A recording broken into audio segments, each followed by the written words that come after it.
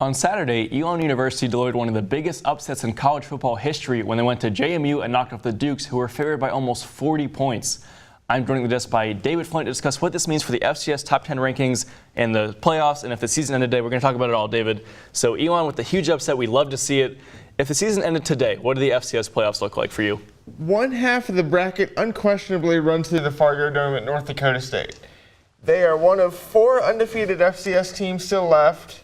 2 of those are in the Ivy League, who don't play in postseason. 1 is Colgate, who plays in the terrible Patriot League. So North Dakota State, if they win out, they're the top seed without question, I think. But I would say right now that Elon's deserving of the 2. Yes, they're ranked behind Eastern Washington and Kennesaw State, but the strength of schedule in the Big South, where Kennesaw State is awful. Then only a couple good teams in the Big Sky. You've got Weber State, you've got Montana, who's so-so, but other than that, really nothing there for Eastern Washington. The strength of schedule in the CAA, though, brutal. Maine, Rhode Island, JMU, who is still a very elite team despite losing. You can't get better than that, except maybe in the Missouri Valley where North Dakota State is. Exactly, yeah. That was a big one for Elon. We know that.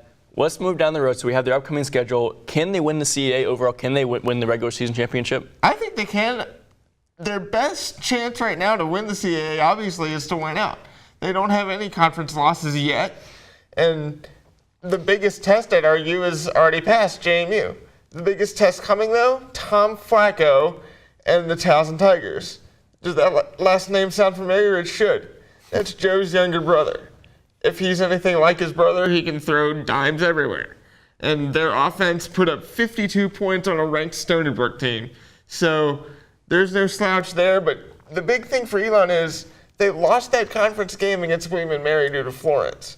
So they basically have to win out and play the percentages game. Otherwise, if JMU only comes in with 1 loss, or Maine or Rhode Island may only come in with 1 as well, Towson also, you don't want to fall into the trap of having to play the percentages when you have 1 fewer game. All right, so Elon, they have a chance. We'll be hoping for them. Roll Phoenix, right? Sounds like Tom Flacco's offense is a bit better than the Ravens' offense. Maybe we should take some tips there from Tom Flacco. That's all the time we have left, but don't go anywhere. Next up, we'll be discussing all the chaos that occurred this past weekend in the UFC.